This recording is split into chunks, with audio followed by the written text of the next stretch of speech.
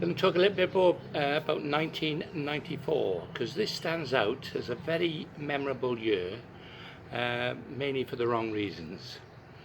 My sponsorship was declining after a run of bad results under the reign of Doug Hornblow. My funds becoming stretched, and for the proceeds from my sold business had basically run out. Thinking that the license trade would offer me an income and subsidise, quite an expensive sport, I decided to manage a public house in Cardiff with my wife Patricia. The public house was called the Mainly Public House, and we used it as a base, in fact, for many South Wales Winter League matches. This made the running of the public house more enjoyable, as well as a few pints afterwards. But nevertheless, because of the long hours and pressure of running the pub, unfortunately our marriage started to take the strain, which I suppose did affect my performance on the angling circuit, And it was probably during this period that the pressure of work and the involvement of running the business that my wife and I, after 18 years of being together, we separated, and we divorced a year later, which was a sad and shame, because I can obviously say I can contribute a lot of my success to her because she always stood by me. But of course, when things start to get strained, like any relationship, then But the thing was, we separated, and on a friendly basis, and she's still my friend even today. Quite often we'll talk, about things. But that's life. Life has to go on. Now, from the dark shadows, obviously, there's some sunshine, and I met a new lady. Her name was Linda Mitchell from the Midlands, and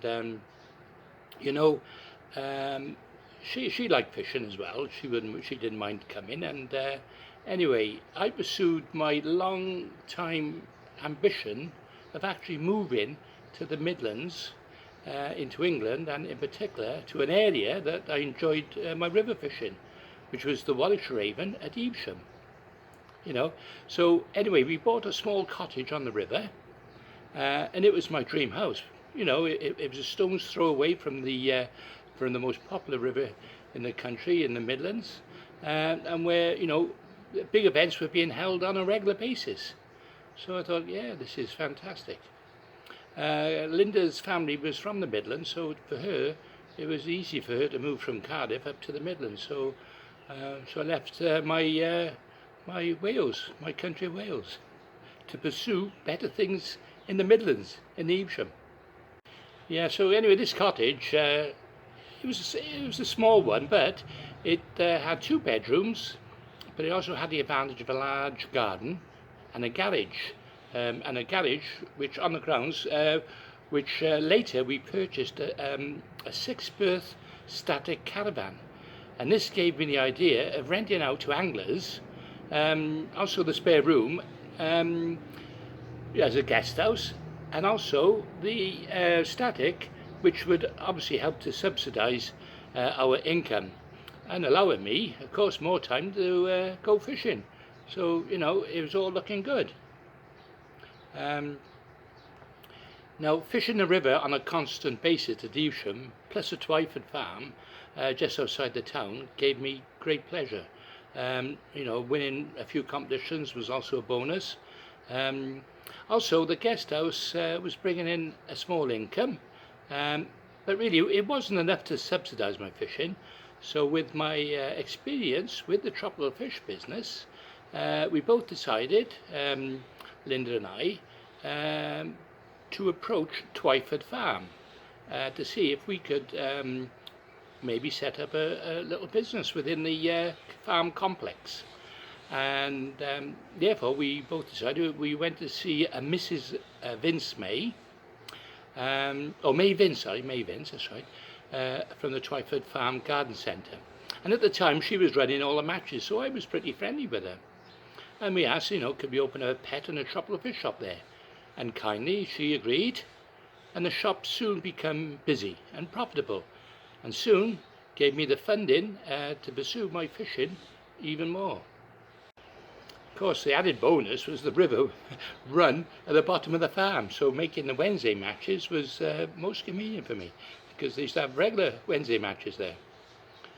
Anyway, feeling I should give something back to fishing, I also started to give free lessons to the local youngsters, on the river, down at Evesham town, and having a bait sponsor from the local tackle shop also helped, I was soon teaching loads of kids. I think over 20 kids were coming at a time, and it was costing me a small fortune, in fact, in hooks and weights and, bits and pieces. But for me, it was worth it to see those smiling faces, and the rewards and whatever they caught the fish.